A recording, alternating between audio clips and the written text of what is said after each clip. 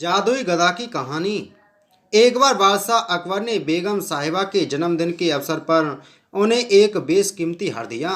बादशाह अकबर का उपहार होने के कारण बेगम साहिबा को वह हार अति प्रिय था। उन्होंने उसे बहुत संभालकर एक संदूक में रखा था। एक दिन श्रृंगार करते समय जब हार निकालने के लिए बेगम साहिबा ने संदूक खोला तो उन्होंने वह नदारत पाया। घबराते हुए वो फौरन अकबर के पास पहुंची और उन्हें अपना बेशकीमती हार खो जाने की जानकारी दी। अकबर ने उन्हें वह हार कक्ष में अच्छी तरह ढूंढने को कहा, लेकिन वह हार नहीं मिला। अब अकबर और बेगम साहिबा को यकीन हो गया कि हो ना हो उस शाही हार की चोरी हो गई है। अकबर ने तुरंत बीरबल को बुलवा भेजा और सारी बात बताकर शाही हार खोजने की जिम्मेदारी उसे सौंप दी।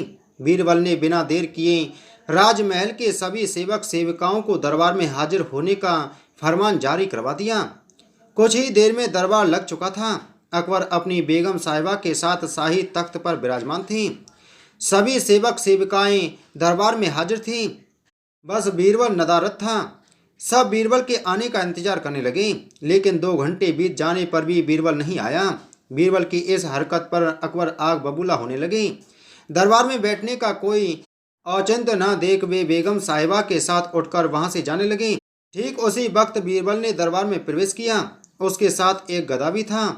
विलम्ब के लिए अकबर से माफी मांगते हुए वह बोला, जहांपनाह माफ कीजिएगा, इस गधे को खोजने में मुझे बहुत समय लग गया। सबकी समझ के परे था कि बीरबल अपने साथ वो गधा दरबार में लेकर क्यों आया है। बीरबल सबकी जिज्ञासा शांत करते हुए बोला, ये कोई साधारण गधा नहीं है, ये एक जादुई गधा है। मैं ये गधा यहाँ इसलिए लाया हूँ ताकि ये शाही हार के चोर का नाम बता सके। बीरबल की बात अब भी किसी के पल्ले नहीं पड़ रही थी। बीरबल कहने लगा, मैं इस जादुई गधे को पास ही के एक कक्ष में ले जाकर खड़ा कर रहा हूँ। एक एक कर सभी सेवक सेविकाओं को उस कक्ष में जाना होगा और इस गधे की पूंछ पकड़कर जोर से चिल्लाना होगा कि उसने चोरी नहीं की है। ध्यान रहे, आप सबकी आवाज़ बाहर सुनाई पड़नी चाहिए। अंत में यह गधा बताएगा कि चोर कौन है।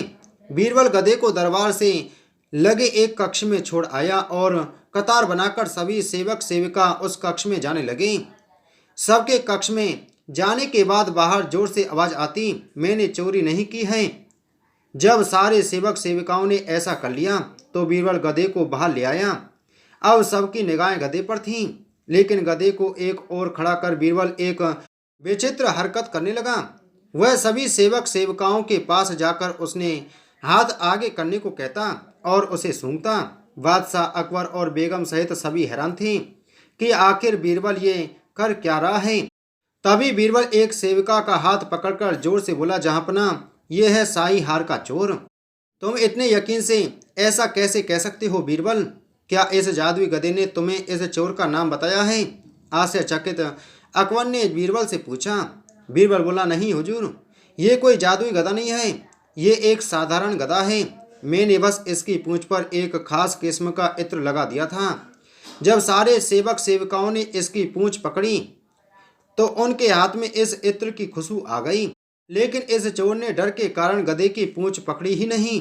वह कक्ष में जाकर बस जोर से चिल्लाकर बाहर आ गया, इसलिए इसके हाथ में उस इत्र की खुशबू नहीं आ पाई।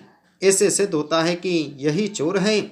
उस चोर को दबिश देकर शाही हार बरामद कर लिया गया और उसे कठोर सजा सुनाई गई। इस बार बीरबल की अक्लमंदी की बेगम साहिबा भी कायल हो गईं और उन्होंने अकबर से कहकर बीरबल को कई उपहार दिलवाए।